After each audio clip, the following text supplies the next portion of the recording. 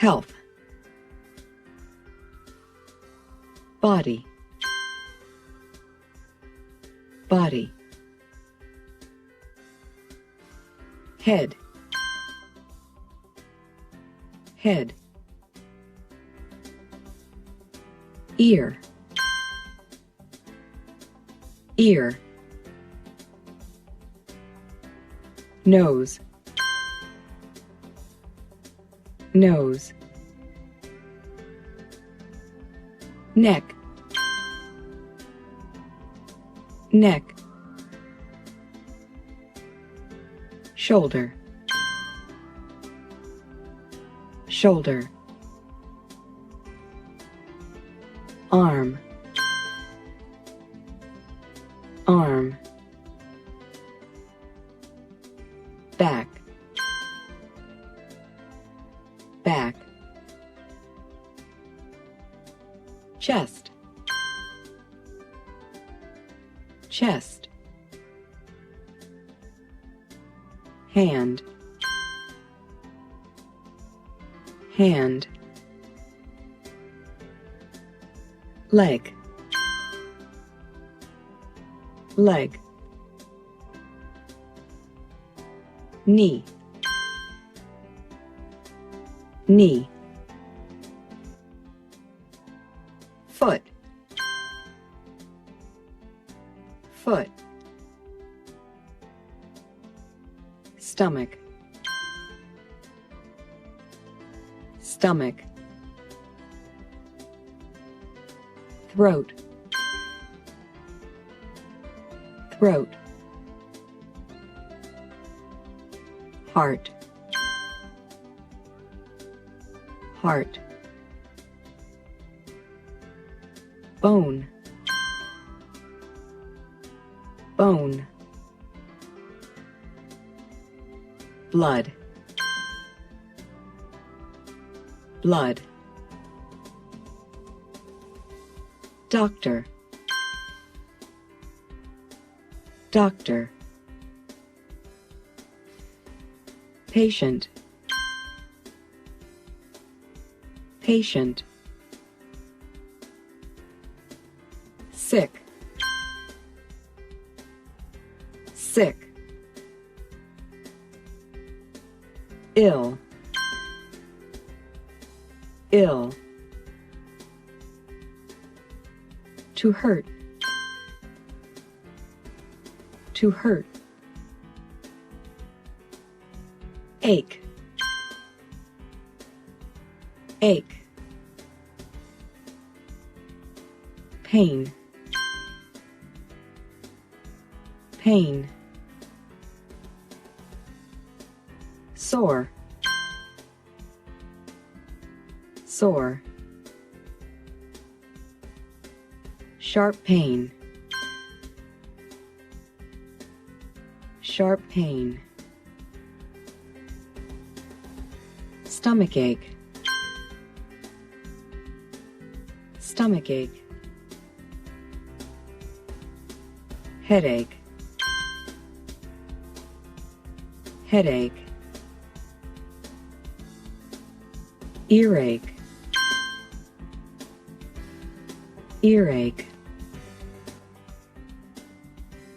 backache, backache, toothache, toothache,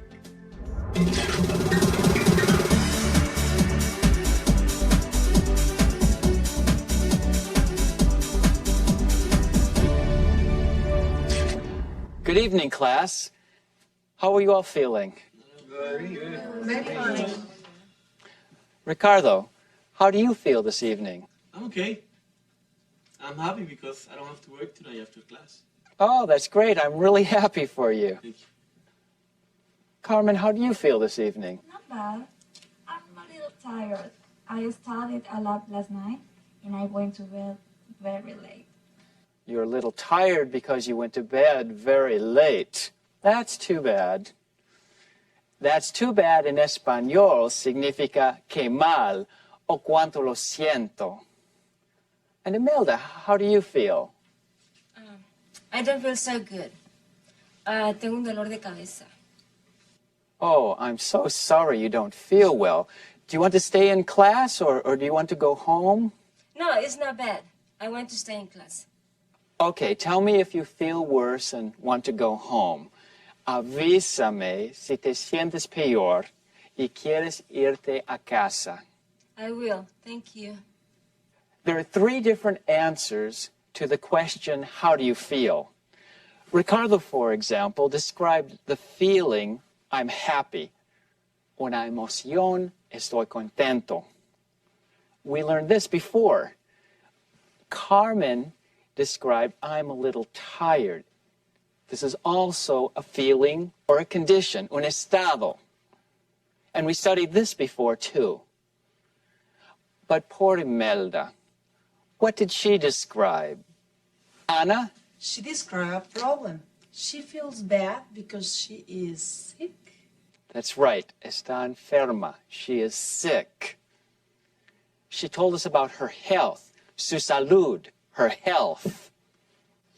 En esta clase aprenderemos a decir cómo nos sentimos físicamente. Así podrán decirle al médico lo que les duele. Goals for the class. Objetivos de la clase. 1. Words for body parts. Primero, aprender palabras para describir las partes del cuerpo. 2. Talking about health.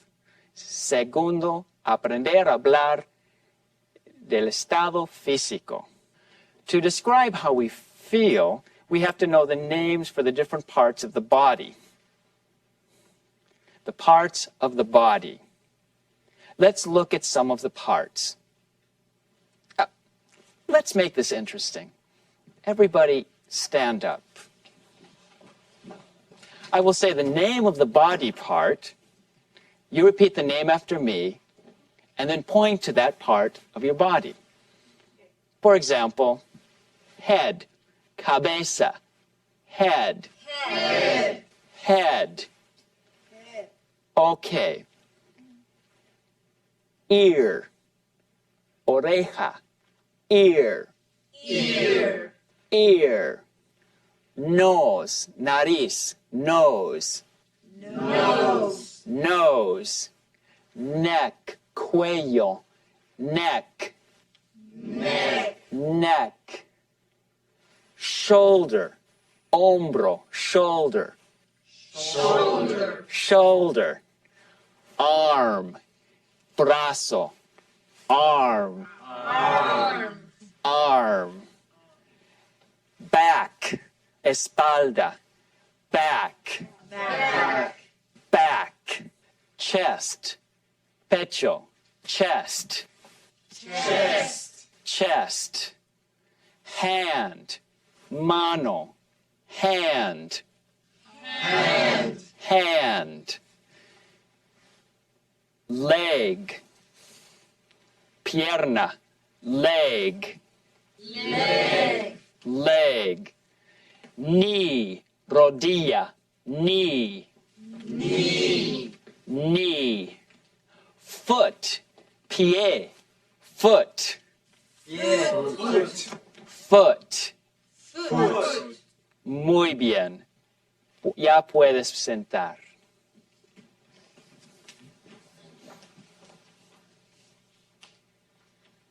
There are many parts of the body, some parts that you can see on the outside and some that we cannot see because they're on the inside. Repeat after me.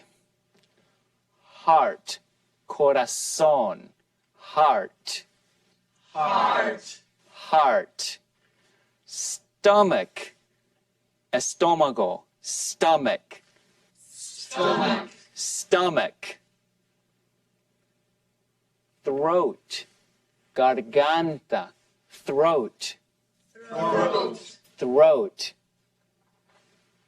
Bones, huesos, bone, Bones. hueso, bone. Blood, sangre, Blood. Blood. There are different ways to describe when you're sick or when you have pain. Hay diferentes maneras para describir molestias o dolor. We can say, I am sick, or I am ill, estoy enfermo o enferma. I am sick. I am sick. I am sick. I am ill. I am ill. I am ill. Pero esto es demasiado general. A menudo tenemos que explicar dónde tenemos el dolor. For example, if you're sick and you go to the doctor, and in the doctor's office, the doctor says, how do you feel? And you answer, I am sick. What can the doctor do? Maribel? Nada. Ella necesita más información. That's right. She needs more information. She needs to know the problem. She asks, what's wrong? ¿Qué le ocurre? What's wrong? What's the problem? ¿Cuál es el problema? What's the problem? Now, you have to tell the doctor where the pain is. Where is my pain, Juan? In your stomach. Right. I have a pain in my stomach. I am pointing to my stomach. I can say, I have a pain in my stomach. Or I can say, my stomach hurts. I have a pain in my stomach. I have a pain in my stomach. Excellent. I have a pain in my stomach. My stomach hurts. Me duele el estómago. My stomach hurts. My stomach hurts. My stomach hurts. Hurt. Doler. Hurt. Hurt. Hurt. My stomach hurts. My stomach hurts. My stomach hurts. I can also say I have a pain here, or it hurts here, because I am pointing to the place where it hurts. Vicente, here is the same patient. Patient? Yes, patient. Patient is the word for the person who is going to see the doctor. Paciente. Patient. Patient. Patient. In this picture, does the patient's ear hurt, Vicente? No, it doesn't. His knee hurts. Yes, his knee hurts. Ana, does he have a pain in his foot? No, he has a pain in his shoulder. Good, he has a pain in his shoulder. Yolanda, does his arm hurt? Yes, it does. He has a pain in his arm. That's right, a pain in his arm. Ricardo, does his throat hurt? Maybe. He's pointing to his throat or neck. I don't know. Maybe his neck hurts. The throat or the neck, it's difficult to know. You're right. The doctor will have to ask more questions, right? Yes. Yeah. Last one. Juan, does his chest hurt? Yes, his chest hurts.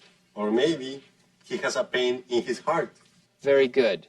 His chest hurts, but maybe it's a pain in his heart. Teacher, what is a stomachache? My friend sometimes says I have a stomachache. Stomachache is a pain in the stomach. Un dolor de estómago. Stomachache. Stomachache. Stomachache. I have a stomachache. I have a stomachache. I have a stomachache. Ache is a kind of pain. Ache se usa para hablar de una molestia constante. Pain es algo que aparece y desaparece más deprisa que un egg, o que se hace más fuerte por un momento y luego duele menos. Stomachache. Stomachache. Stomachache. Headache. Dolor de cabeza. Headache. Headache. Headache. Earache. Dolor de oído. Earache. Earache. Earache. Now, let's just practice a little. I am the doctor. I'm going to ask you about your problem. Look at the picture and tell me about your problem. Okay? Okay. Vicente, how are you feeling? Not too good. What's wrong? I have a headache. Oh, you have a headache. Ricardo, what's wrong with you? I have a pain in my stomach. Yolanda? He has a stomachache. Both sentences can be correct. Ricardo, is it a sharp pain? ¿Es un dolor agudo? Or is it more like an ache? ¿O es una molestia constante? It is more like an ache. I have a stomach ache. Good, you described it better. You have a stomach ache. Ruth, what's wrong with you? My foot hurts. Your foot hurts. Alejandro, does your back hurt? Yes, it does. I have a backache. That's too bad. You have a backache. Yeah. Dolor de espalda. Vanessa, does your leg hurt? Yes, it does. I have a pain in my leg. Oh, I'm sorry. You have a pain in your leg. Anna, what's the problem? My neck hurts. Oh, your neck or your throat? My neck.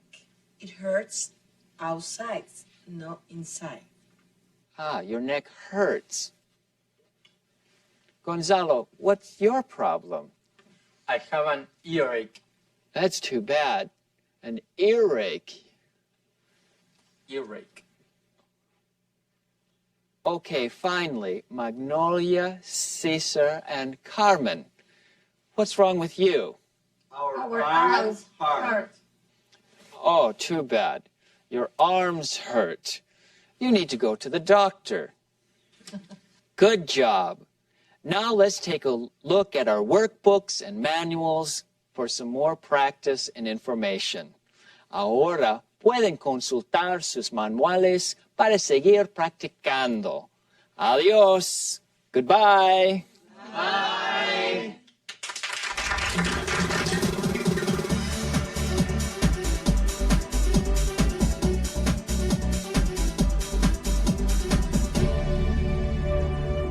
Tom, what happened? I fell. What hurts? My leg. Where? Does it hurt here? Does your foot hurt? No. Do you have any pain here? Does your ankle hurt? No. Does it hurt here? Ouch. Yes. Your knee hurts. Yes, it hurts a lot. Do both knees hurt? No, only this one. Can you walk? I don't know. I think you should go to the doctor. Can you help us? We'll take you. Thanks, man. Thanks. Tom, what happened?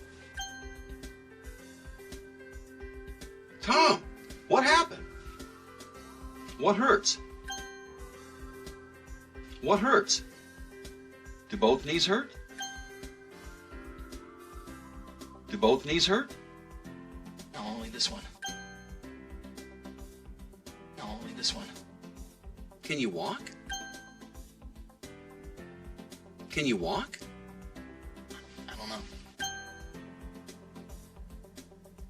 I don't know.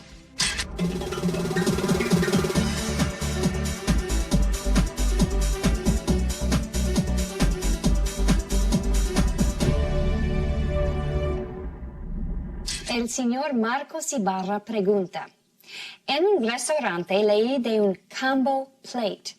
Yo creí que combo era un grupo musical. ¿Qué es este combo plate? Combo es la abreviatura para combinación y se puede referir a varias cosas, incluyendo un grupo musical o a un plato que combina varios alimentos.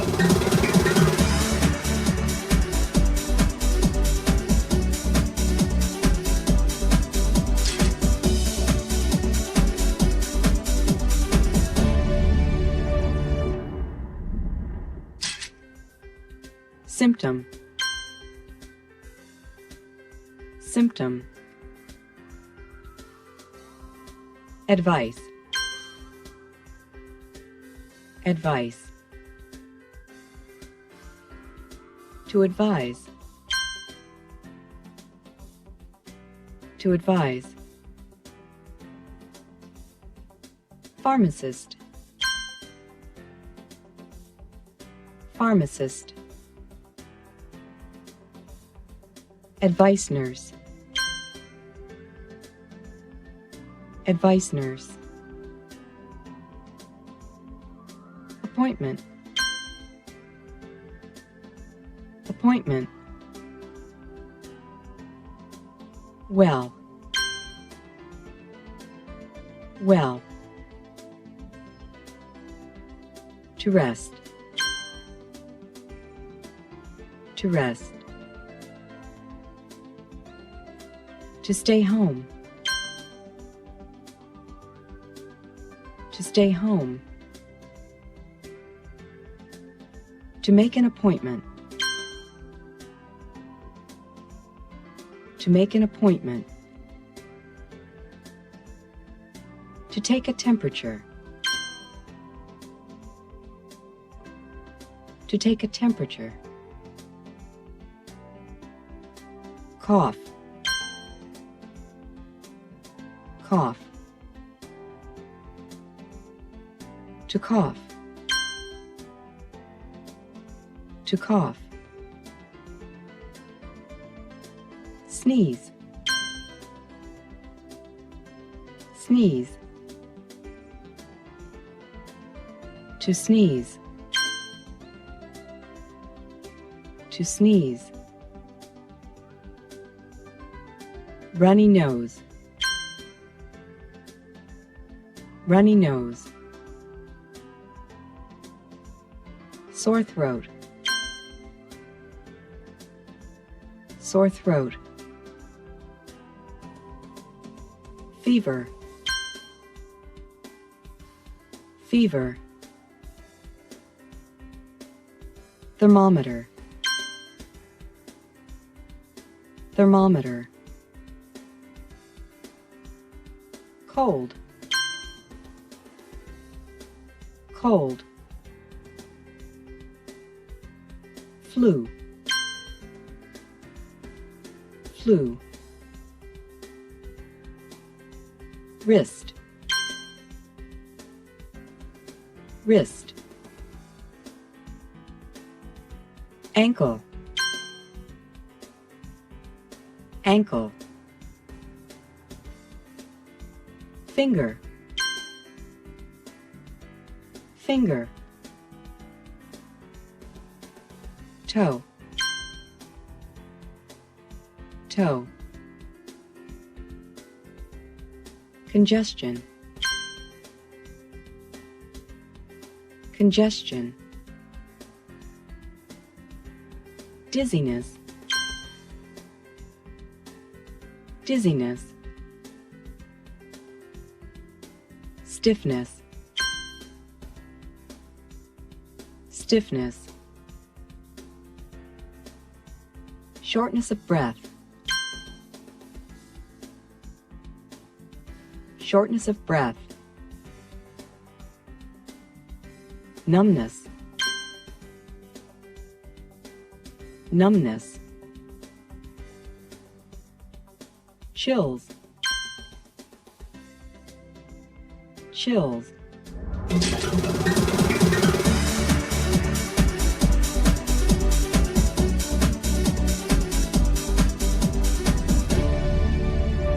En la clase anterior hablaron de molestias y dolores en diferentes partes del cuerpo.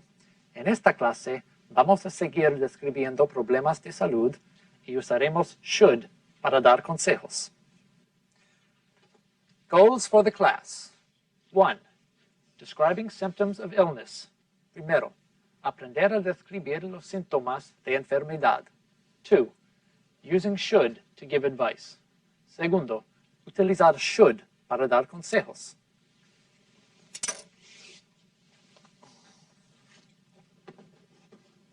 This is Mark. Mark isn't feeling well. He isn't very, very sick, but he doesn't feel well. What do you do when you don't feel well? I don't go to work. I stay home and rest. Good idea. Stay home. Rest. Voy a la farmacia y le pido al farmacéutico que me aconseje. Go to a pharmacy.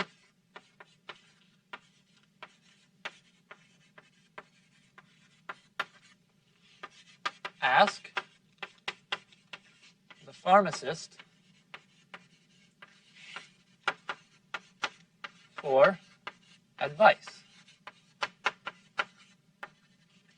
Ir a la farmacia, pedir consejos al farmacéutico.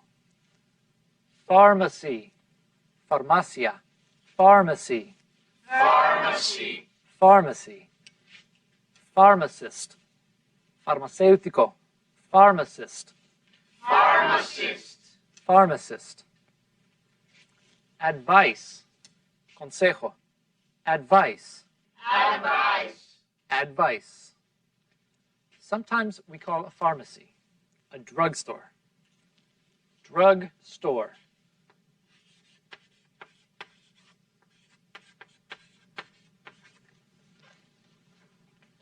Drugstore. Drugstore. Drugstore. What else do you do? Juan. I go to the doctor. Go to the doctor. Yes, it's a good idea to go to the doctor. But sometimes when I'm not very sick, I do something else. I call the advice nurse. What is the advice nurse? Advice nurse. Enfermera consejera. La enfermera consejera trabaja con mi seguro médico y con mi doctor. Los pacientes pueden llamar a la enfermera si se encuentran mal y si no sabe si deben o no ir al médico. La enfermera puede dar algún consejo al teléfono. Si es algo grave, deben recomendar una cita directamente con el doctor. Mark is calling the advice nurse for some advice. We are going to listen to the conversation between Mark and the advice nurse. We'll listen to the whole conversation once, then we will go back and listen to parts of the conversation. We will talk about the different parts. Okay? Are you ready to listen? Yes. Hello, this is the advice nurse. How can I help you? Hi, I don't feel very well today. Can you give me some advice about what to do?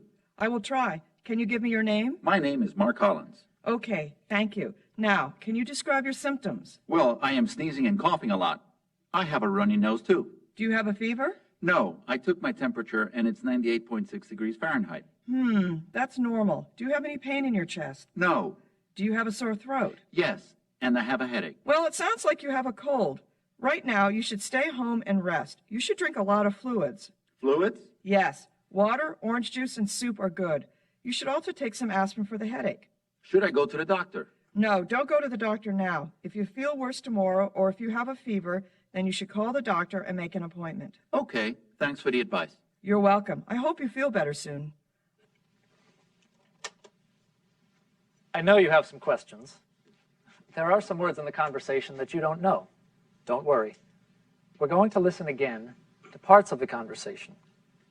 We can stop the tape and talk about it, okay? Okay. Let's listen to the first part. Hello, this is the advice nurse. How can I help you? Hi, I don't feel very well today. Can you give me some advice about what to do?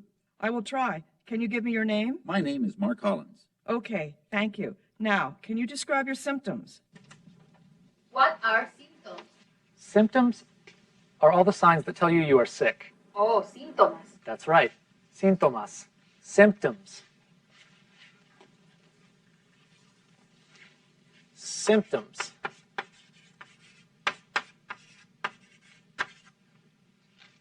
Can you think of some symptoms that we've talked about in the class? Symptoms that talk about aches and pains? Maya. I have an earache. Rosario.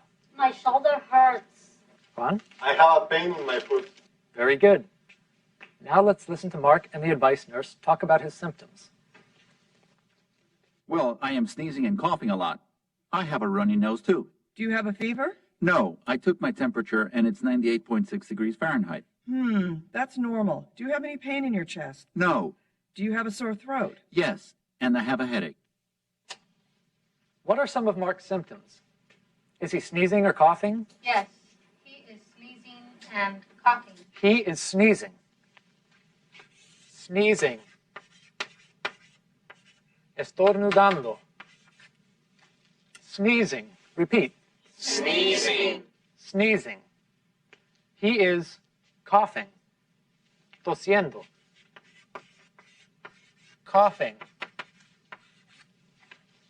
Coughing. Coughing. Coughing. What other symptoms does he have? He has a headache. Yes, he does. Does he have a fever? No, he doesn't have a fever. That's right. He doesn't have a fever. Fever. Fever. Repeat. Fever. Fever. He took his temperature and it was 98.6 Fahrenheit. That is the normal temperature for a healthy person. Recuerden que en los Estados Unidos se usa la escala de Fahrenheit para medir la temperatura. Max. His throat hurts. That's true. He does have a sore throat. Sore throat. Repeat. Sore throat. Sore throat.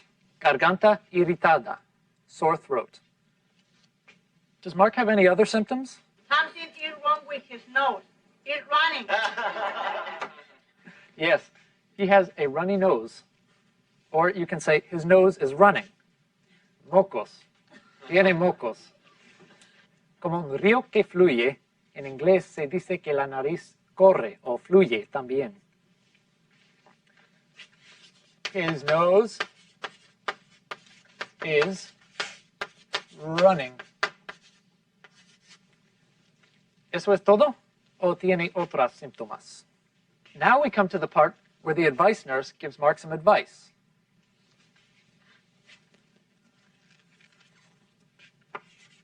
Advice. The nurse gives Mark some advice. What does she say? Well, it sounds like you have a cold.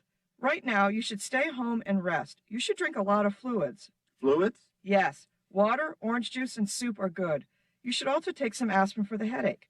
Should I go to the doctor? No, don't go to the doctor now. If you feel worse tomorrow or if you have a fever, then you should call the doctor and make an appointment. Okay, thanks for the advice. You're welcome. I hope you feel better soon. Fun. Stay home and rest. Stay home and rest. Yes, stay home and rest. Okay, is there more? Drink lots of water and orange juice. Okay. Drink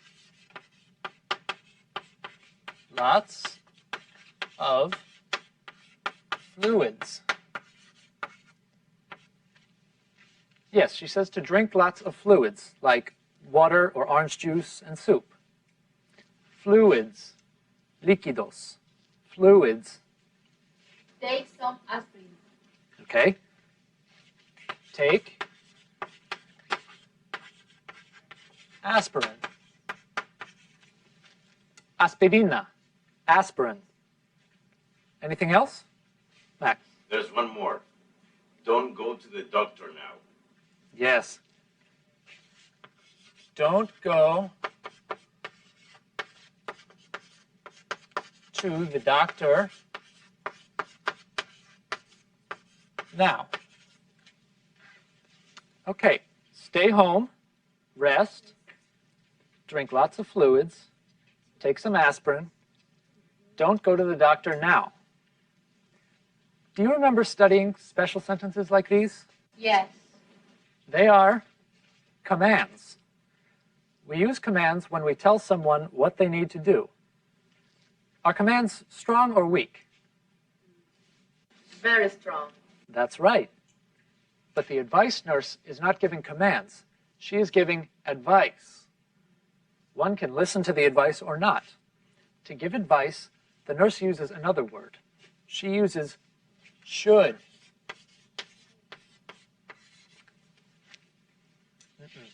You should stay home. You should rest. You should drink lots of fluids. You should not go to the doctor now. Should se usa para aconsejar. Should se usa delante del verbo. Should stay home. Should rest. Should drink.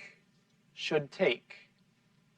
Para expresar una negación, digan o escriban not entre should y el verbo.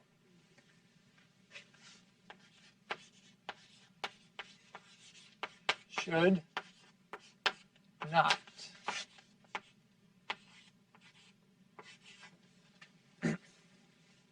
Should not go. También pueden usar la contracción de should y not. Shouldn't. Shouldn't. Shouldn't. Shouldn't. Let's practice a little. Can you give me some advice? I want to learn English. What should I do? You should go to an English class every day. You should go to English class every day. You should watch TV and movies in English. Okay. You should watch TV and movies in English. You should do your homework every night. You should do your homework every night. You should try to speak English every day with people that speak English. Okay. You should try to speak English every day. You should read books and newspaper in English. You should read books and newspapers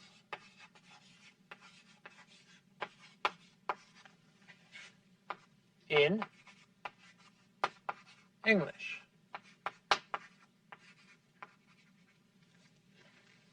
You shouldn't miss class. You shouldn't miss class. This is great advice. Do you do these things? Yes. Well, I think that Mark got some good advice from the advice nurse. What do you think? Do you have any other advice from Mark? What do you do for a cold? He should eat chicken soup. My grandmother says chicken soup makes you better. That's very good advice. My grandmother and mother told me the same thing. Well, I think this is all good advice. Now I have some advice for you. You should read your manuals and workbooks for more practice. See you next time.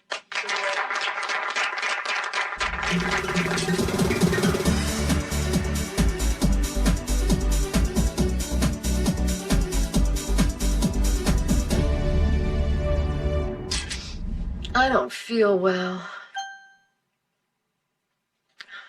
Leslie, are you okay? You look like you don't feel well. I think that I have a cold. Cold, really? Yes, my nose is running and I'm sneezing a lot. Are you coughing too? Yes, a little. Does your throat hurt? No, not really. Do you have a fever? I'm not sure. I didn't take my temperature. I am a little hot and I have a headache. That doesn't sound good. I know. What should I do? Well, you should stay home and rest. You should drink a lot of fluids. I think you're right. Should I go to the doctor? Maybe you should make an appointment. I'm going to take my temperature and then call. That's a good idea. I don't feel well. I don't feel well. Leslie, are you okay? Leslie, are you okay?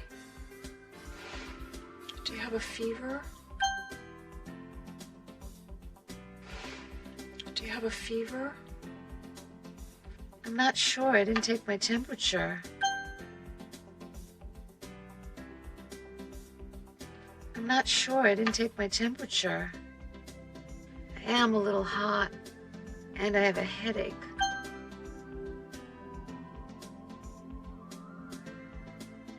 I am a little hot and I have a headache.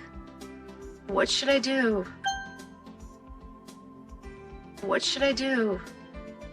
Well, you should stay home and rest. Well, you should stay home and rest. You should drink a lot of fluids. You should drink a lot of fluids.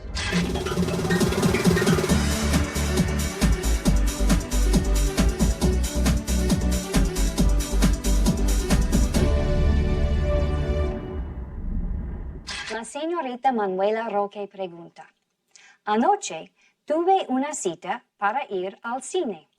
¿Cómo se dice cita en inglés? Hay varias formas de decir cita. Si se trata de una cita con implicaciones románticas, se dice date. Si se trata de una cita de negocios o con el doctor o abogado, diga appointment.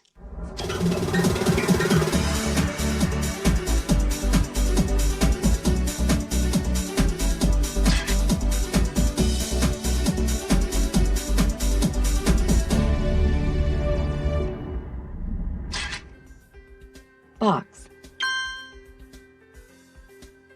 Box. Bunch. Bunch. Bush. Bush. Case. Case. Gaze. Gaze.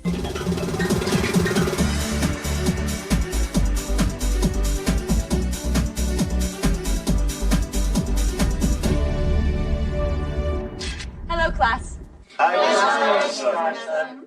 In our last speaking class, we talked about how to say prices in English. Let's review them now. Let's say them first without saying dollars and cents. And repeat after me. $4.36. $4.36. $4.36. $7.43. $7.43. $7.43. $16.28. $16.28. $16.28. $40.56. $40.56. $40.56. $89.99. $89.99. $89.99. Good. Now let's review saying these same prices using dollars and cents. Repeat after me. $4.36. $4.36. $4.36. $7.43. $7.43. $7.43. $16.28. $16.28. $16.28. $40.56. $40.56. $40.56. $89.99. $89.99. $89.99. Well, you said the numbers correctly, but I didn't always hear the S on dollars and cents. Repeat after me. Dollars. Dollars. Dollars. Cents. Cents. Cents. That was better. The pronunciation of the final S in English is very important. We're going to practice this today. It's our goal for this speaking lesson. In your manual, you read about rules for adding an S to words to show more than one. Do you remember these rules? En el manual leyeron cómo añadir una S a las palabras para ponerlas en plural. ¿Lo recuerdan? Normalmente se añade una S y es todo. That's right. You write an S, so you have $1, $2, 1 cent, 2 cents. Repeat after me. 1 cent. 1 cent. 1 cent. 2 cents. 2 cents. 2 cents. $1. $1. $1. $2. $2. $2. Now, is that all we need to know about the final S? ¿Es todo lo que tenemos que saber sobre la S final? No, a veces se tiene que añadir una ES. Right. Now tell me that in English, Juan. Sometimes you need to add ES. Correct. And when do you add the ES? Rosa? After X, like the word box. Yes. After X, as in box. Octavio? After SH, like the word wash. Yes. After SH, like wash. Rosario? After CH, like the word watch. Right. After CH, watch. Watches. You're all right. Is that all? There is one more. It is after S, like the word class. Absolutely. After S, class, classes. Now I'd like you to repeat these words after me. Ear, ears. Ear, ears. Ear, ears. Knee, knees. Knee, knees. Knee, knees. Neck, necks. Neck, necks. Neck, necks. Wrist, wrists. Wrist, wrists. Wrist, wrists. Stomach, stomachs. Stomach, stomachs. Stomach, stomachs.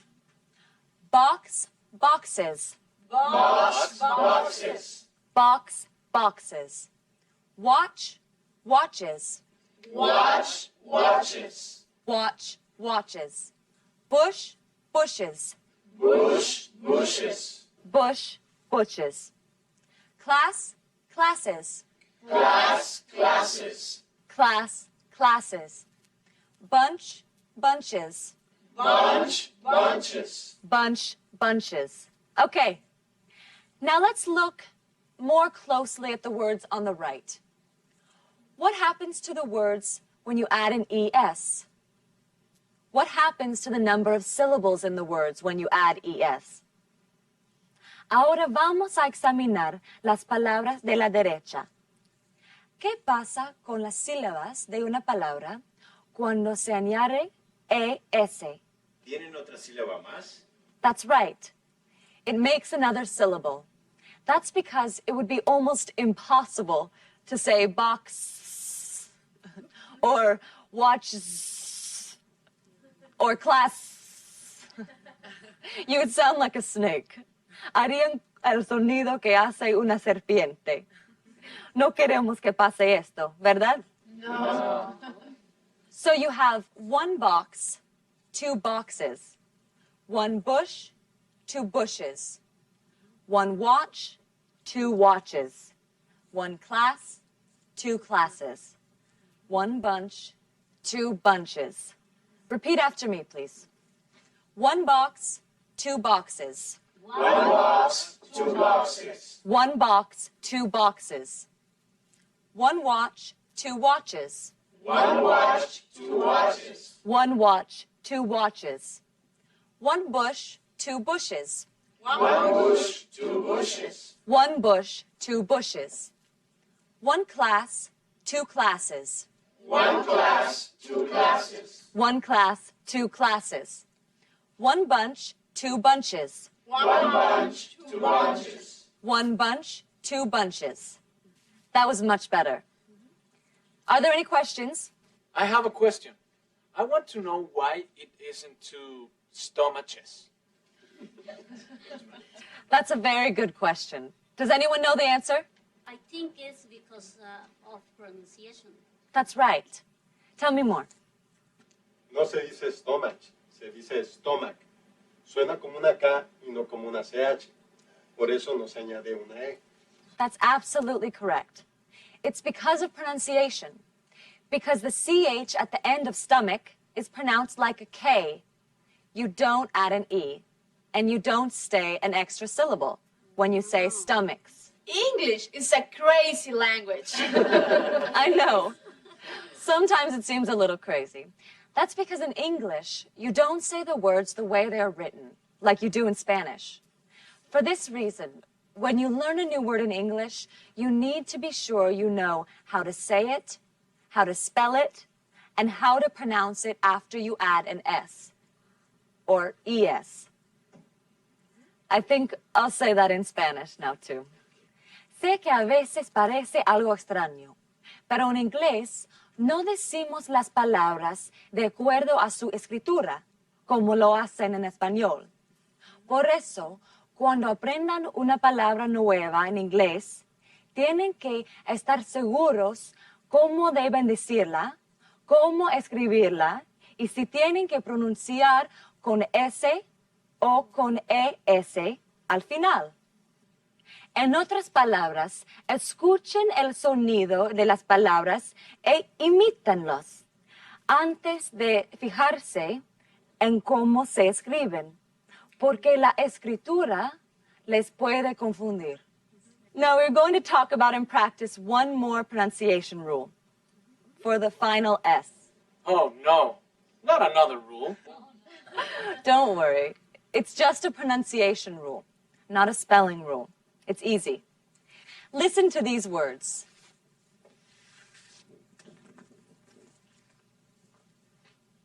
Case, cases. House, houses. Face, faces.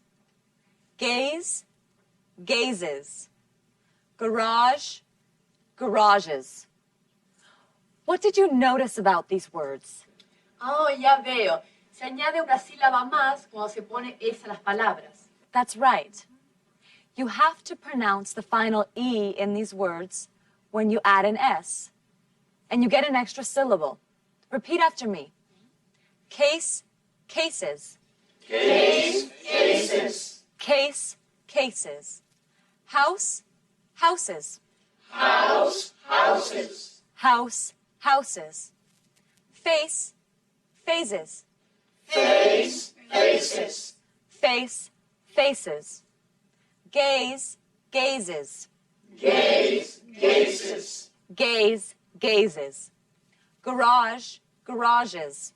Garage, garages. Garage, garages. One more question, class. No, this is easy. Why do you think you make an extra syllable when you add an S to these words? Porque si no hubiera una sílaba más, tendríamos que decir house, face, y sonaríamos como serpientes. I think you've got it. That's all for today. We'll review this briefly in our next speaking class. In the meantime, Don't forget to say your S's. Goodbye.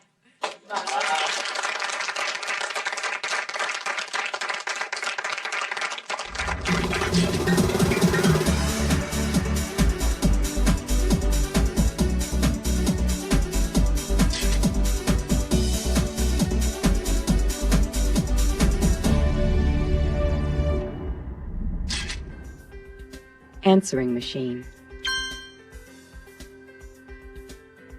Answering machine. Message. Message. To leave a message. To leave a message. Recorded message. Recorded message.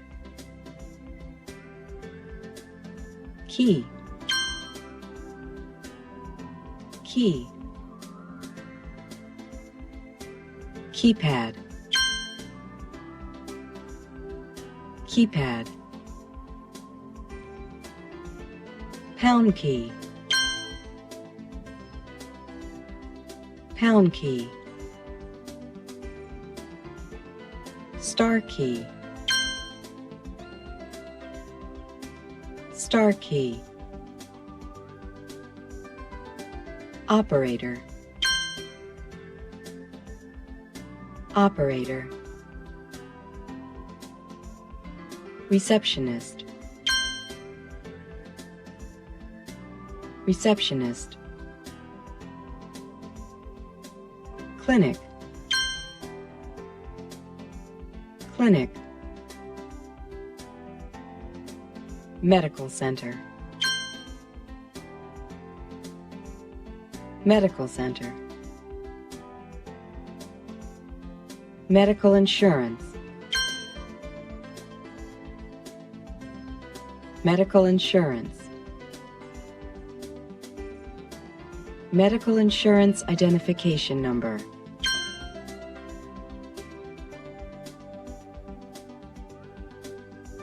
Medical insurance identification number.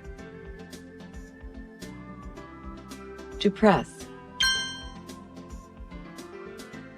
To press. To reach by telephone. To reach by telephone.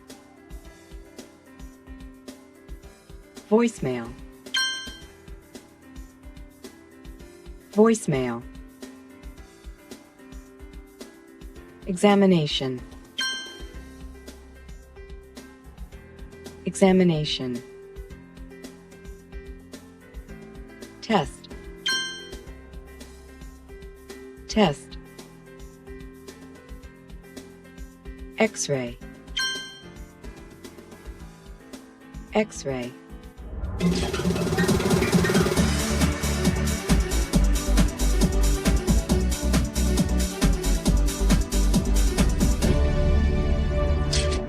Hello, class. How is everyone today? Good, excellent, good. En la última clase aprendieron a describir los síntomas de una enfermedad y a recibir consejos para remediarlos. Hoy vamos a aprender a llamar al médico para pedir una cita y a escuchar mejor. Sound good? Yes. Now today's goals for the class. Number 1, making medical appointments. Primero, pedir una cita médica. 2, ways to listen better. Segundo, maneras de escuchar mejor. Now, class, do you remember Mark from the last class? Yes. Our friend Mark, yeah? What was wrong with Mark? He was sick. Right. He was sick. Here's Mark. Now, do you remember any of his symptoms? Symptoms. Gonzalo, yes. He was coughing. Yes, he was coughing. Here he is. Yes, he was coughing. Magnolia. He was sneezing. He was sneezing. Yes, he was sneezing. What else? Yes, Anna, you had your hand up. Yeah, he had a runny nose. Right, Mark had a runny nose. Excellent. Class, did he have a fever? Yes, Cesar. No, he didn't. No, he didn't. He didn't have a fever. Good. See, he didn't have a fever. Now, Mark talked to the advice nurse about his problems, didn't he? Yes. Yes, you remember? Yes. Do you remember her advice? Do you remember what her advice was to Mark? Anyone? Carmen? Just take aspirin. Take aspirin. True. Right. The nurse told Mark to take aspirin, to take some aspirin.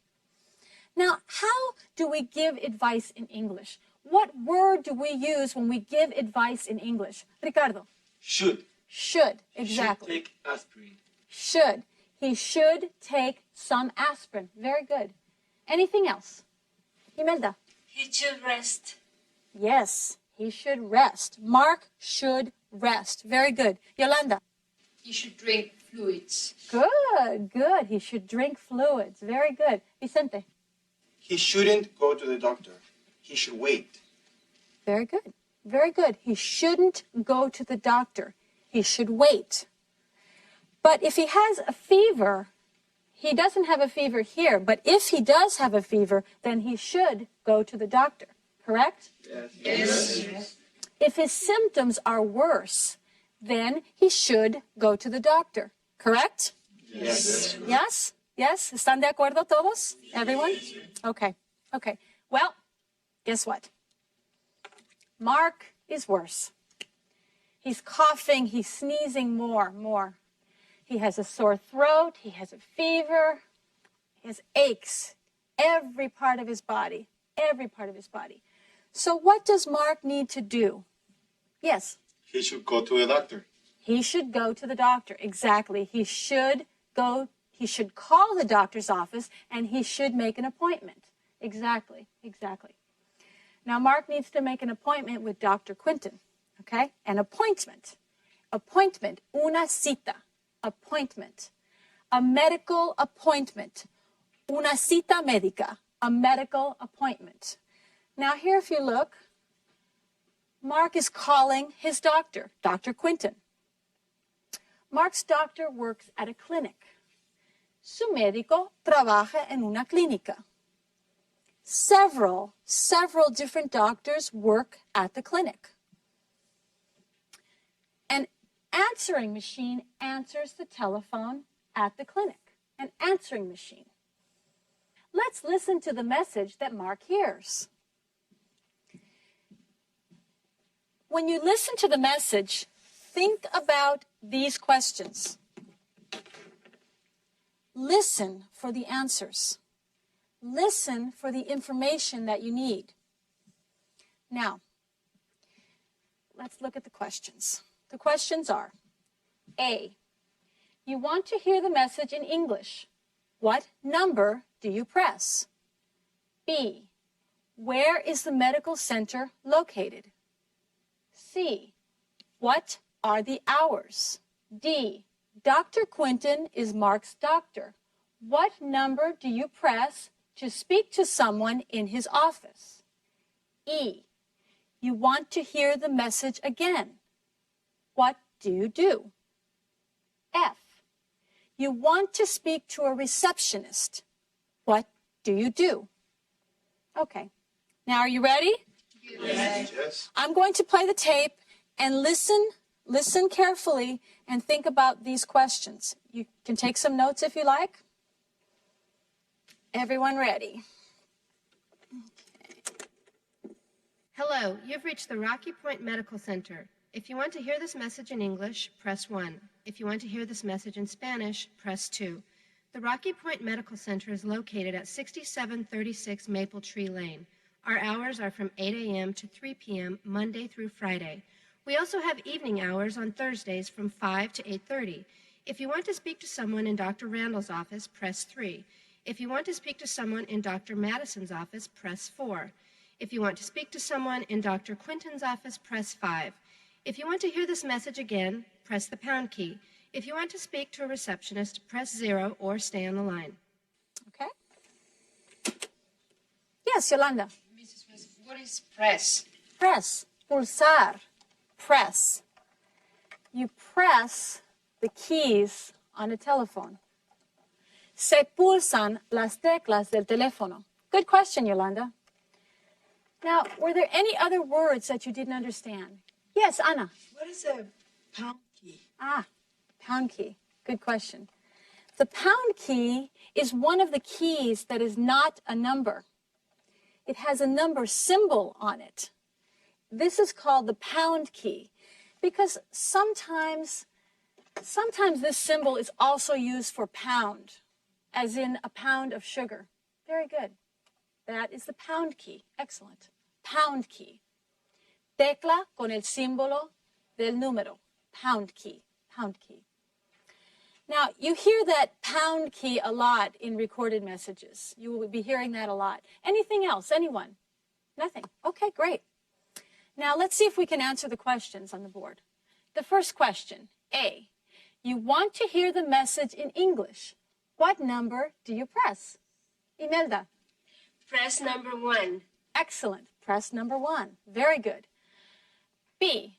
Where is the medical center located? Juan. It is located on Maple Tree Lane. Very good. Maple Tree Lane. You were listening well. C. What are the hours? Ricardo. Monday to Friday, from 8 a.m. to 3 p.m.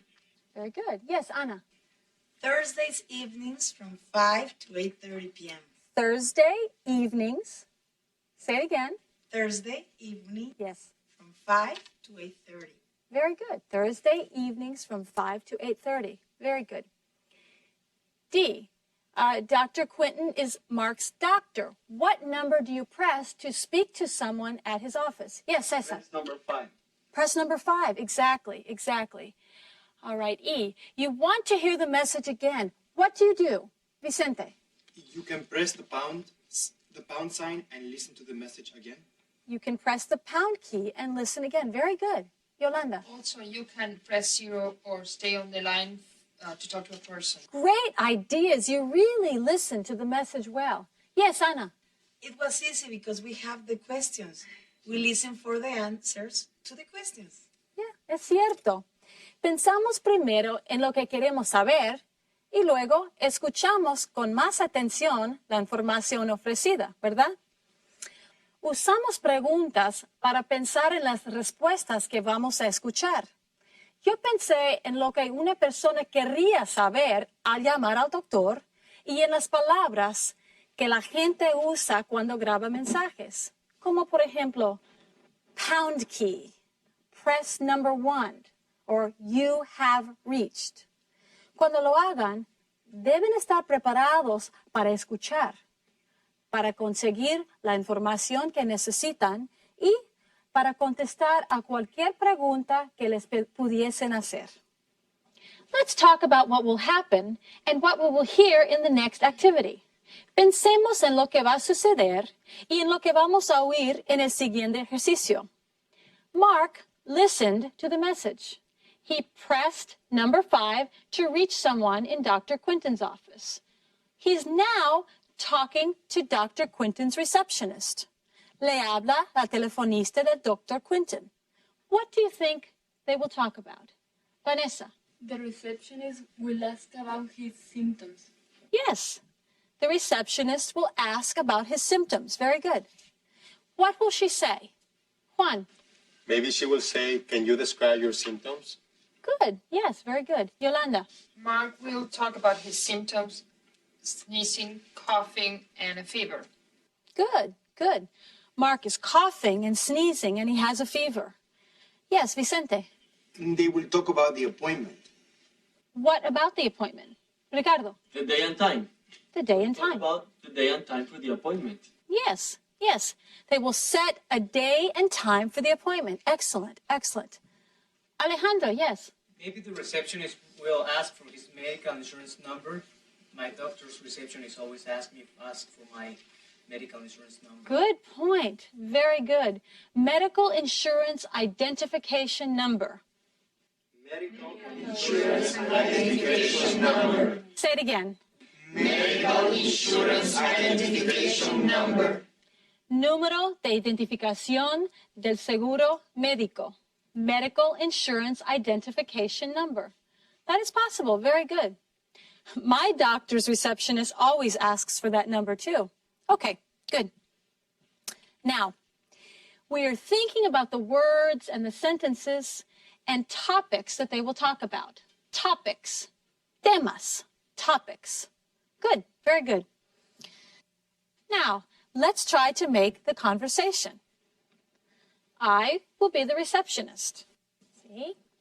You will be Mark.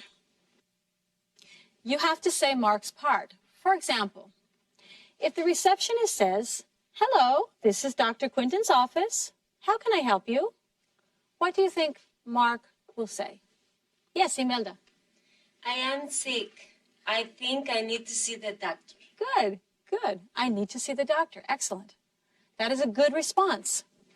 You ready to continue, class? Yes. Yeah? Yes. Okay, let me get comfortable here. What is your name and medical insurance number? My name is Mark. My medical insurance identification number is 3958671. Very good. Now, what do you think the receptionist will say? Juan. She will ask about his symptoms. Good, good. Mark, what is wrong with you today? Yes, Mark. I am sneezing and coughing a lot. I have a fever. And what is your temperature, Mark? It is 101. Ooh, wow. Yes, Imelda. Don't forget I'm sorry. Don't forget his sore throat. He will say, I have a sore throat. Very good, Imelda. Good. Sore throat. Now, the receptionist says, how long have you had the symptoms, Mark? What is Mark's answer? What is Mark's response? Ricardo, yes? Something wrong? I don't understand the question. Oh, okay. What do you do when you don't understand? What do you say? Remember, you talked about this in another lesson. Think about it. Juan. You can say, I'm sorry, can you repeat that? Yes. Okay. So Mark says, I'm sorry, can you repeat that? And the receptionist says, how long have you had the symptoms? Anna. That's the same question. That's true. Yeah. Is there something else Mark can say? Class? Ruth? He can say, I am sorry, I don't understand. Can you explain? Good. Very good. He's telling the nurse that he doesn't understand the question. It's good to be honest and say that you don't understand. The person can try to say the question in another way. For example, the receptionist can now say, when did the symptoms start? Yesterday? Last week? Alejandro? Mark can say, my symptoms started last week. My symptoms started? Started. Good. Started. Started. Say it again. Started. The whole sentence? My symptoms started last week. Okay. My symptoms started last week. Good. You can also say, they started a week ago. Empezaron hace una semana. They started a week ago. They started a week ago. Good. They started a week ago. Cuando no entiendan lo que les dicen, deben pedir una aclaración. No se avergüencen de pedir a la otra persona que les ayude a entender mejor. See? Okay. Now, let's get back to our conversation. Now, the receptionist says, are your symptoms worse now? Mark says, yes, they are a lot worse. Well, I think you need an appointment. Can you come tonight? Juan. Yes, I can. What time? At 7:15. Did you say 7:15 or 7:50? I said 7:15. 15. 1, 5. 7:15. Very good, Juan. Very good. He didn't know the number and asked for clarification, and you got the information. Very good. Now, what will Mark say? Yes, Magnolia. Yes, I will be there. Good. Good. Yes. Yes, then I will see you tonight at 7:15. Goodbye, Mark. We learned and practiced a lot of important things in this class. Things that will help you call for appointments, listen to recorded messages, and talk to people on the telephone. I hope this is helpful. Now, let's go to our manuals and workbooks. No se olviden de consultar sus manuales y de practicar con la ayuda de sus cuadernos de ejercicios. Adiós. Goodbye. Bye.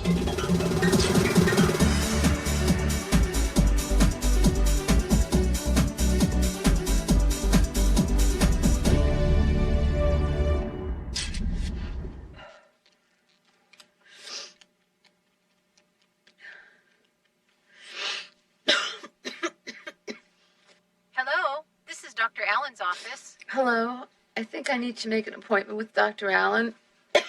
What's wrong? Well, I have a sore throat and a fever. What's your temperature? It's 101 degrees. Yes, that is above normal. Do you have any other symptoms? I'm coughing. I can't sleep at night. How long have you had these symptoms? They started 4 days ago. They're worse today. Well, I think you need to see the doctor. We have an appointment open at 1. Can you come at 1? No, I can't. I can't get there by 1. We have evening hours tonight. Can you come at 6:30? Did you say 6:13 or 6:30? 6:30, 30. Oh, yes, 6:30 is fine. Good. We'll see you then. Thanks. Bye. Can you go with me? What time should we leave?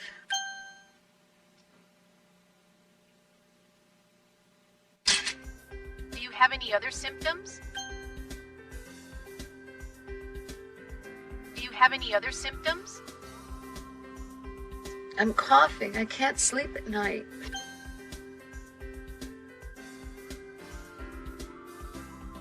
I'm coughing. I can't sleep at night. Can you come at 1? Can you come at 1? No, I can't. I can't get there by 1.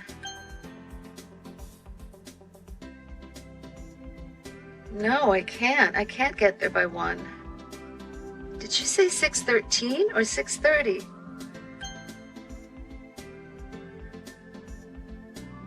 Did you say 6:13 or 6:30? 6:30, 30. 6:30, 30. Oh, yes, 6:30 is fine. Oh, yes, 6:30 is fine.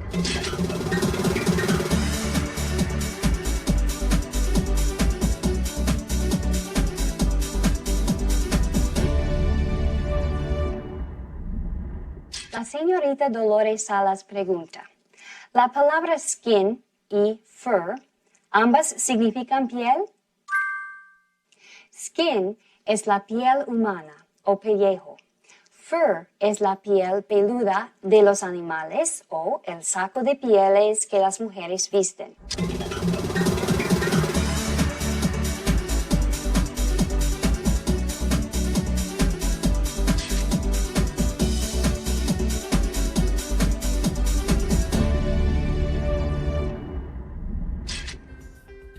To prescribe.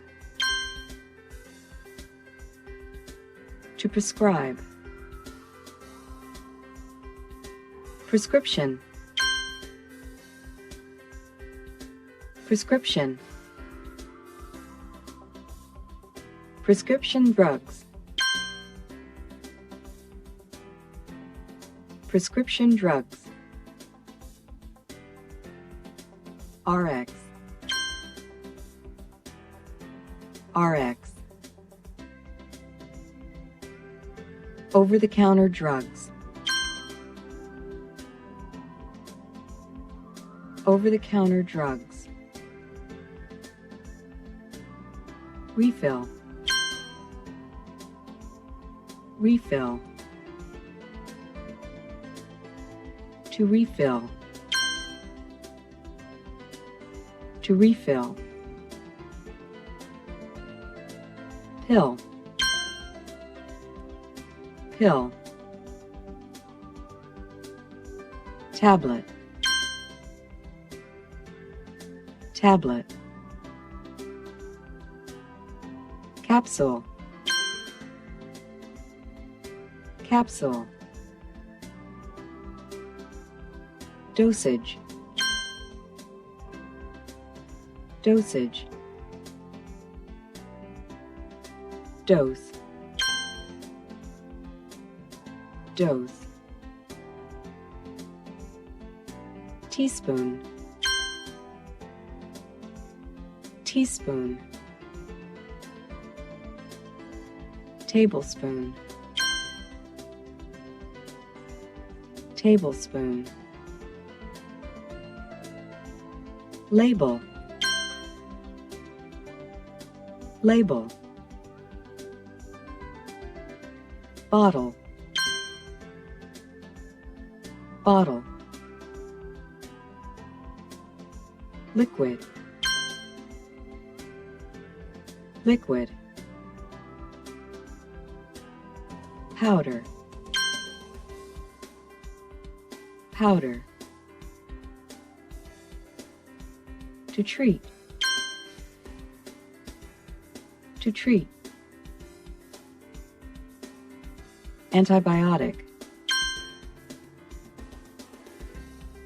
Antibiotic. Sinus infection. Sinus infection.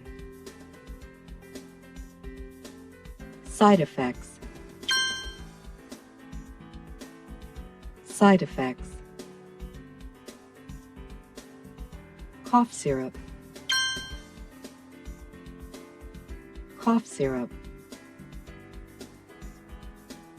Decongestant. Decongestant. Caution. Caution. Drowsiness. Drowsiness. To fall asleep. To fall asleep. Medication. Medication.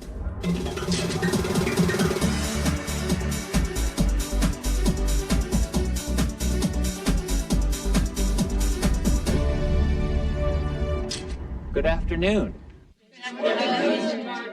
En esta clase vamos a hablar de diferentes tipos de medicinas y de las instrucciones a seguir para tomar un medicamento. Goals for the class. Objetivos de la clase. 1. Talking about medicine. Primero, hablar de las medicinas. 2. Instructions for taking medicine. Segundo, aprender instrucciones para tomar una medicina. In the last class, we were talking about Mark. What was Mark's problem? Juan? He was sick. He was coughing and sneezing. He had a fever. Yes, he was sick. What did Mark do about his problem? Yolanda? First, he called the advice nurse. What did the advice nurse say? Anna? She gave him some advice. He should drink a lot of fluids. He should rest, and he should take aspirin. Yes, she gave him some advice. Did Mark get better? Did he feel better? Vicente? No, he didn't. He felt worse. He wanted to go to the doctor. He called the doctor's office for an appointment. Yes, he called to make an appointment. What happened next? Vanessa. He talked to the receptionist. He made an appointment to see the doctor. Okay. Mark talked to the receptionist and made an appointment. So Mark is going to go to see the doctor. What do you think the doctor will say? Ricardo. I think the doctor will say Mark is sick. I think the doctor will give him some medicine. That's right.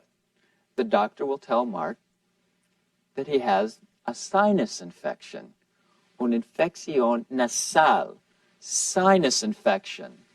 Sinus infection. Sinus infection. Mark will need a special medicine from the doctor. He will need a prescription drug. Prescription drug. Prescription drug. Prescription drug. Medicina con receta médica. What is a prescription drug? Yolanda. It is medicine from the doctor. The doctor gives you a piece of paper. You take the paper to the pharmacy and get the medicine. Right. The doctor writes a prescription, una receta médica. A prescription tells the pharmacy about the medicine. What kind of medicine, how much, how to take it, and so on.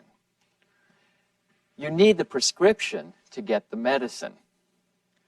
This prescription is for antibiotics.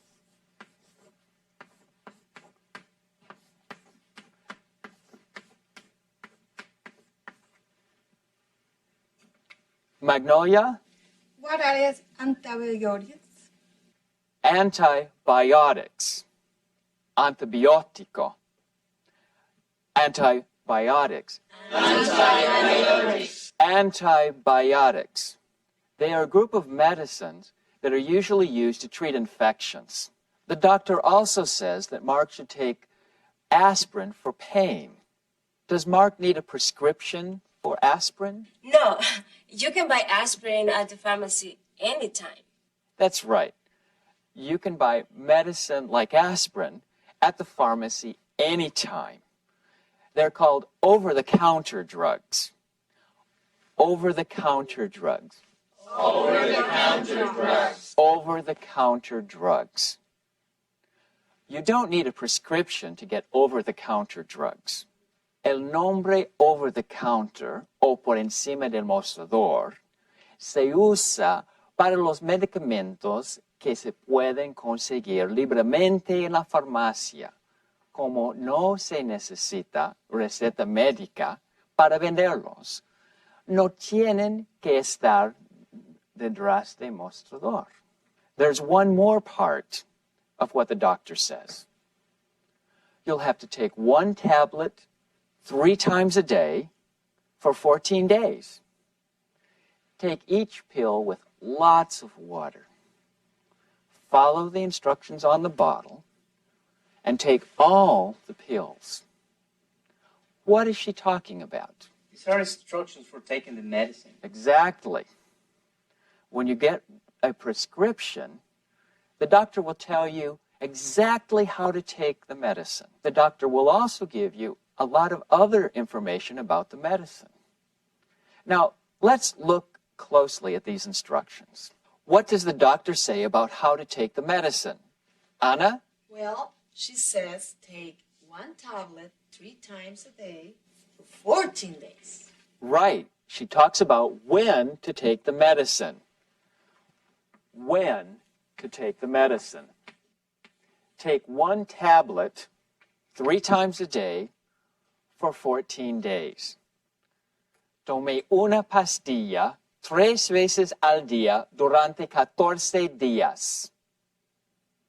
What else does she tell us? She tells how much to take, 1 tablet, and take all the pills. Very good. How much? She tells us how much to take. How much? Now, what about take each pill with lots of water? What is she talking about in this sentence? She's talking about the way to take it. Yes, the way to take it. Let's call that how. She's talking about how to take it. The doctor talk about the pill and tablets in the prescription. Are they the same thing? The doctor talks about pills and tablets in the prescription. Are they the same thing? Well, more or less. Pill is the more general word, and there are different types of pills. Two common types are a tablet, pastillas, tablets, and capsules, cápsulas, capsules. The doctor here is talking about tablets, but she also uses the more general term pills. Okay? Okay. These are examples of the general types of information you'll find in instructions for taking medicines, both prescription medicines and over-the-counter medicines. When, how much, and how. You will also find these instructions on the labels of medicine bottles. Do you know any other words and phrases that tell you when, how much, or how? Anna. Sometimes I take over-the-counter medicines, and they said, take 2 tablespoons or 1 teaspoon. Good. By Where do I put this? Is it how much, when, or how? How much? Right. It tells us how much medicine to take. Teaspoon, cucharita de té. Teaspoon. Teaspoon. Teaspoon. Tablespoon, cuchara grande. Tablespoon. Tablespoon. Tablespoon. Teaspoon and tablespoon are measurements for liquids or powders. Esas son medidas para líquidos o polvos. Can you think of other words or phrases? On Mark's prescription, it says take this medication on a full stomach. Should you eat before you take the medication? Yes, on a full stomach. On a full stomach. On a full stomach. Con el estómago lleno. You should eat before taking the medication. Where should I put this? When? When. Yes, that's right. Sometimes you shouldn't eat before taking a medication. How do you say that? Don't take on a full stomach. Yes, that's possible. But there's another way to say it. What is the opposite of full? For example, there's many students in this class. It's a full class. What if there were no students in this class? Empty. The class is empty.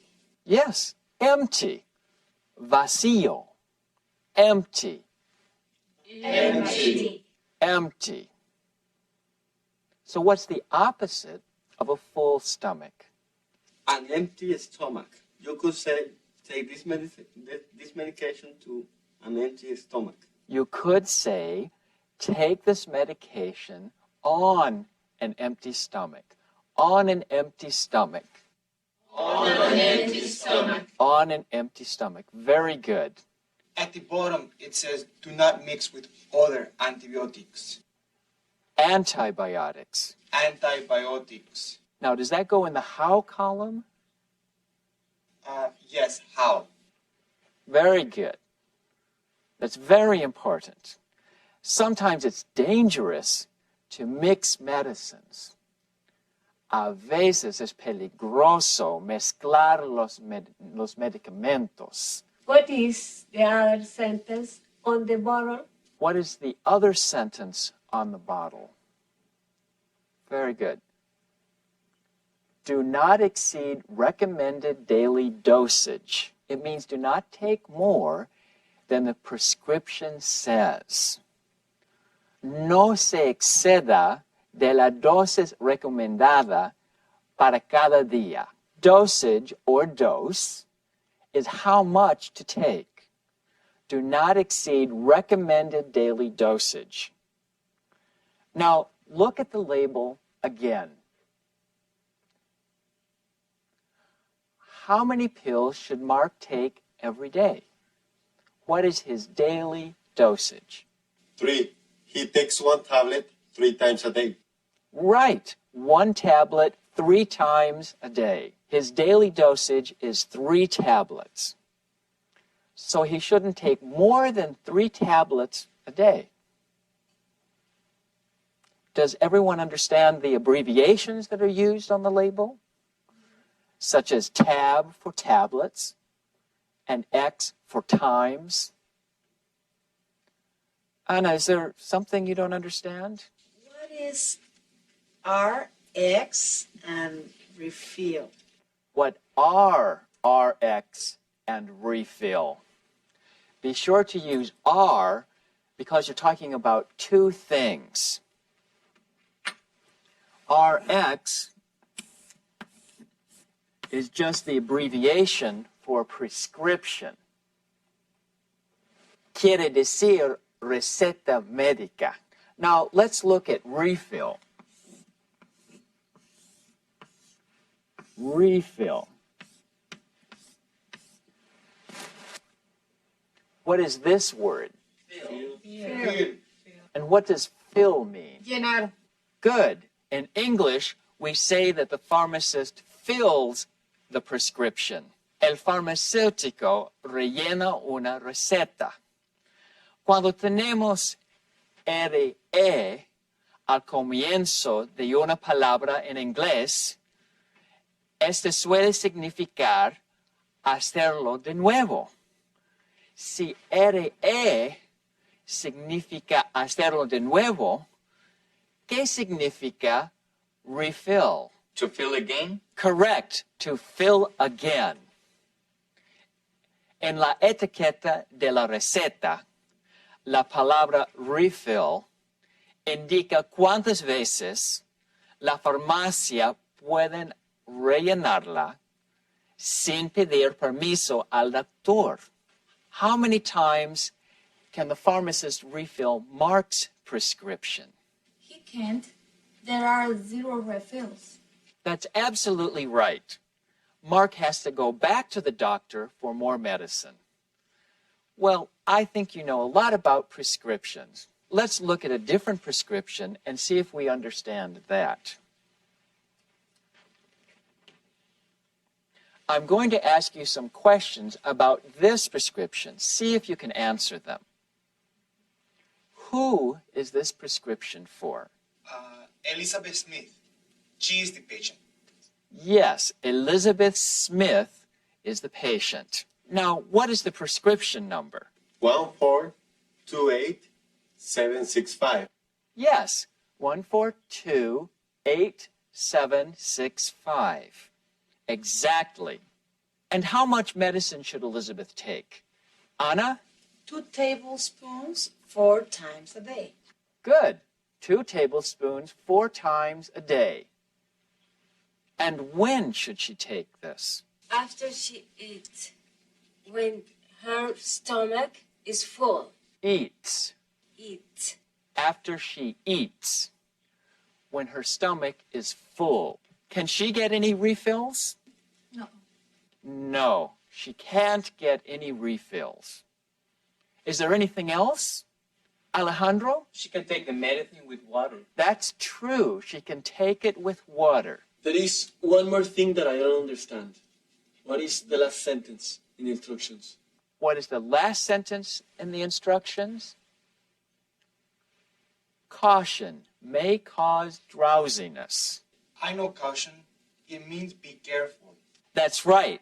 Drowsiness is like sleepy. So it means that Elizabeth needs to be careful. This medicine can make her sleepy. En inglés usamos la palabra may para indicar posibilidad. En este caso, el medicamento puede hacer que la persona se duerma. La persona que va a tomar el medicamento debe estar advertida de ello. Yolanda? She shouldn't take it when she drives a car. She may have an accident. Exactly. She shouldn't take the medicine and drive. Or when she comes to English class, she might fall asleep in her chair. Now let's go to our manuals and workbooks and finish all your exercises before going to the next lesson. Adios. Goodbye. See you next time.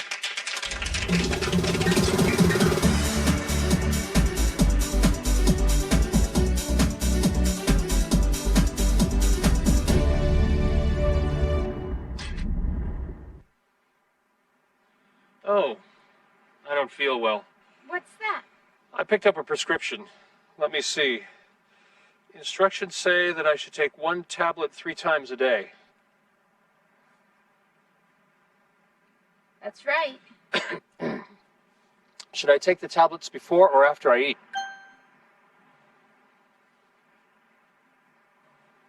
See? It says take on a full stomach. Is there anything else?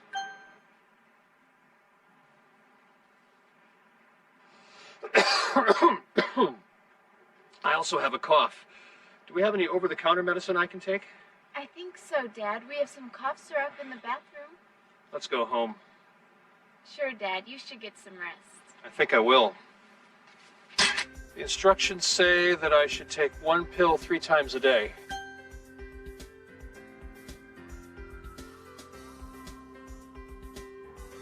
The instructions say that I should take 1 pill 3 times a day. Should I take the tablets before or after I eat?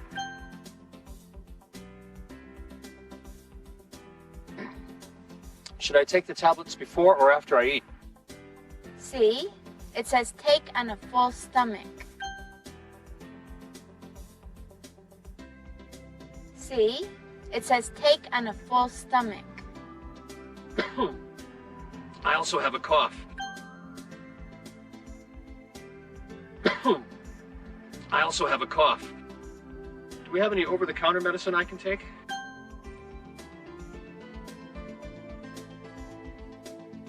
Do we have any over-the-counter medicine I can take? We have some cough syrup in the bathroom. We have some cough syrup in the bathroom.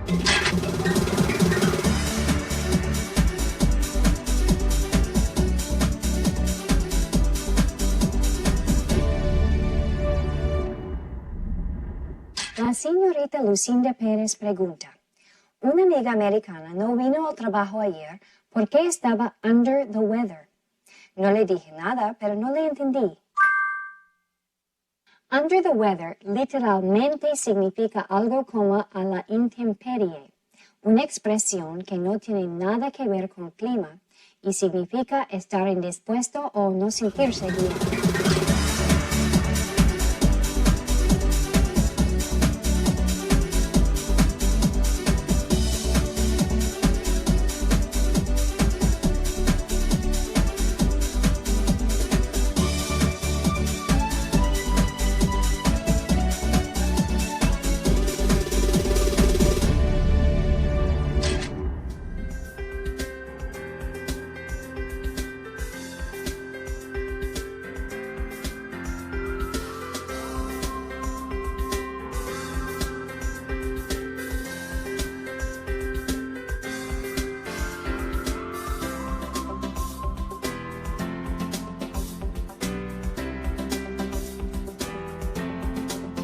With over 350 years of history, Boston is known for its contribution to the American Revolution, charming residences,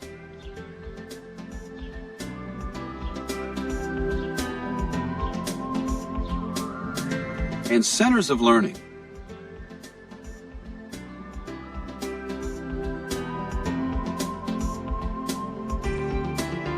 In fact, Boston symbolizes early American history. Massachusetts was settled in 1620. It was home to the Pilgrims, who celebrated the first Thanksgiving there. Massachusetts was one of the original 13 colonies and the site of many important events in the Revolutionary War. Boston is the heart of Massachusetts.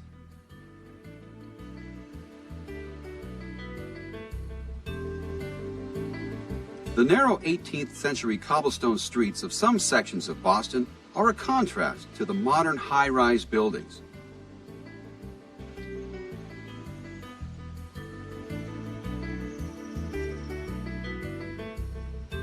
With a student population of around 250,000, Boston's elite universities play host to young people from every state in the U.S., in addition to many foreign countries.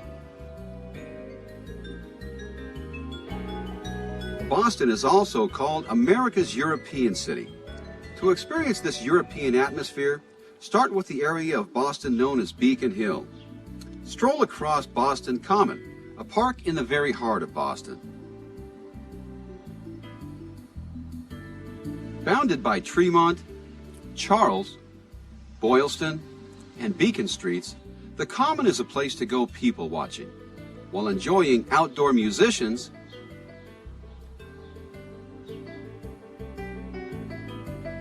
and the refreshments of pushcart vendors. Within the Common is the public garden. This is a perfect place to sit on the grass and enjoy the reflecting waters of the lagoon. Northeast of the lagoon, just past the Frog Pond, is the Visitor Information Center. Using the center as a starting point, tourists follow a red line, the Freedom Trail, that winds for 3 miles through Boston and takes them to 16 colonial and revolutionary sites. These sites include the Old North Church, where Paul Revere began his midnight ride,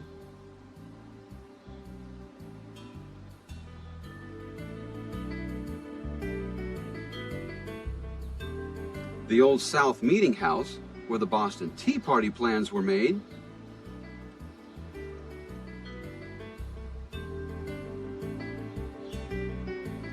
and Bunker Hill, the site of an important battle with the British.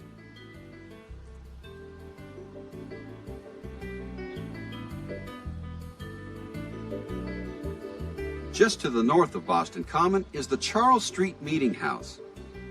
Listed on the National Register of Historic Places, it is known for its distinct but simple architecture. Originally a church, the Charles Street Meeting House has seen many political, literary, and social gatherings since its completion in 1807. Across the street from the Meeting House is the Church of the Advent. This Episcopal church was completed in 1888 in a Gothic revival style. Its interior is very elegant. Its small garden is lovely, and its bells are renowned for their sweet sound. The other well-known church in the area is the Park Street Church, built in 1809. On July 4, 1831, the anthem America was first sung here.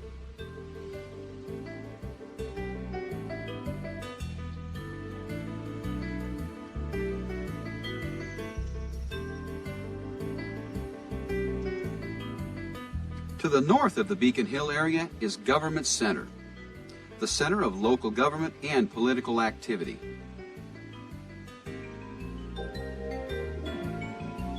This is a neighborhood characterized by office buildings and streets filled with pedestrians and automobiles.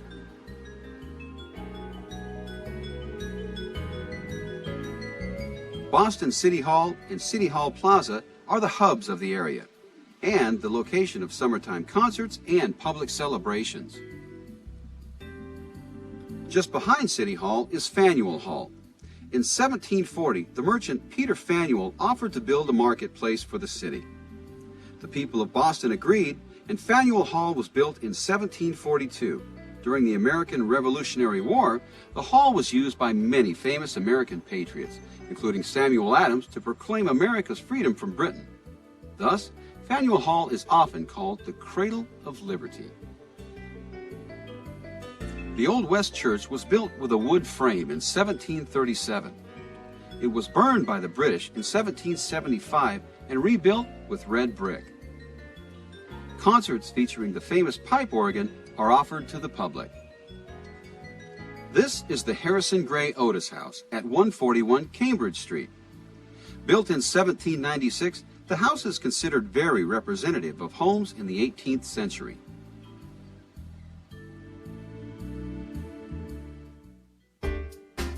The northern point of the city of Boston offers a view of the Charles River and the many wharves that serve the city. Known as the North End, this is the most densely populated section of the city.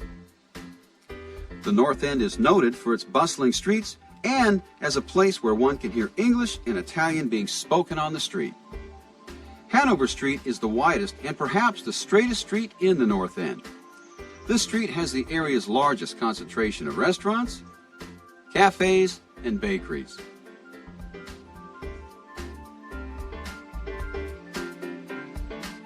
Paul Revere's house is in the North End. He lived here from 1770 to 1800.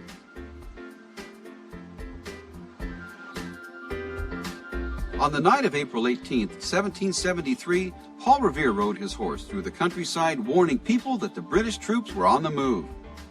The Washington Memorial Garden is also in the North End. The garden has beautiful rose gardens and is known for its historic importance to the city since colonial times. This 18th century garden that rests in a 21st century urban setting shows a contrast typical of the atmosphere in Boston.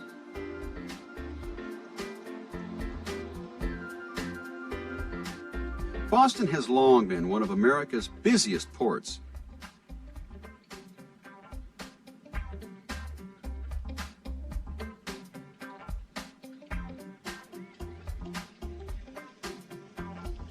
Along with exhibits on maritime history, the Central Wharf boasts the New England Aquarium. There are more than 18,000 fish, birds, and mammals on exhibit.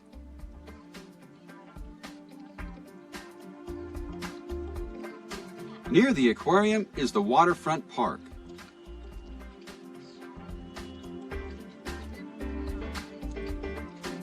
The park offers visitors a view of the harbor and wharves, and a place to walk dogs or get some afternoon sun. No visit to Boston would be complete without a visit to Cambridge. Just across the Charles River, Cambridge is Boston's intellectual neighborhood. Harvard University, America's leading school of higher education, and the prestigious Massachusetts Institute of Technology, MIT, are its chief residents. Founded in 1632, Harvard College is a famous Ivy League school that has seen many of its graduates enter and excel in such areas as politics, business, and the arts. A walk through Harvard Square is a fine way to gain a feel for the pulse of Harvard University. Founded in 1861, MIT has dedicated itself to study and research based on scientific principles. Its motto is Mens et Manus, that is, mind and hand. MIT has played a major role in scientific research for more than a century.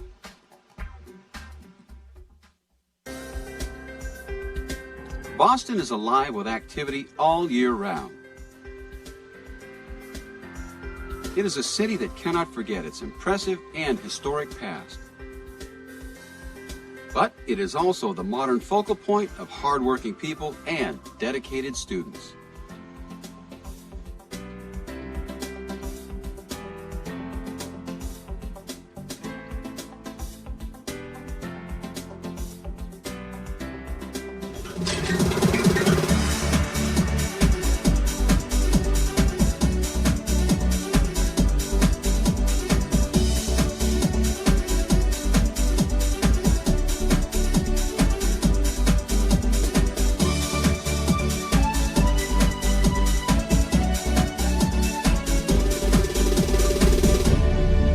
Bienvenidos a Aprendamos Cantando.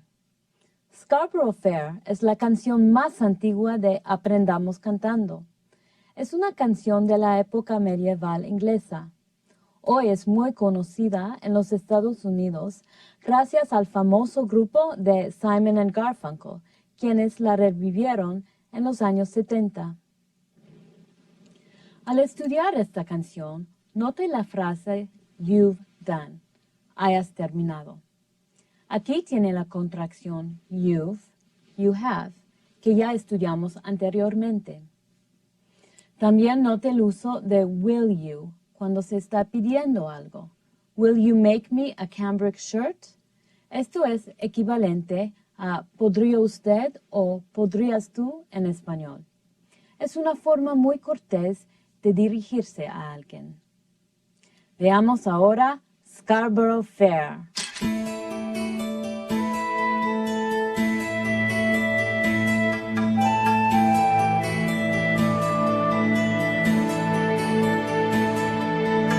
Are you going to Scarborough Fair? Parsley, sage, rosemary, and thyme.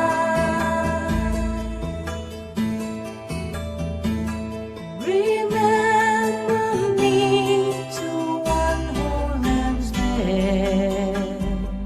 For once she was a true love of mine.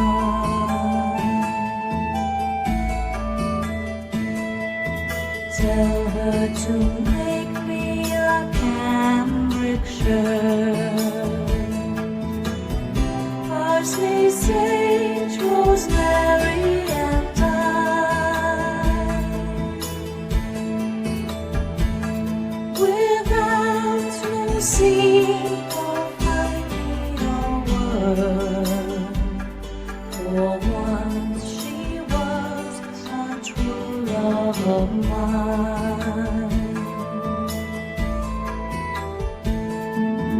Will you find me an acre of land? Parsley, sage, rosemary, and thyme.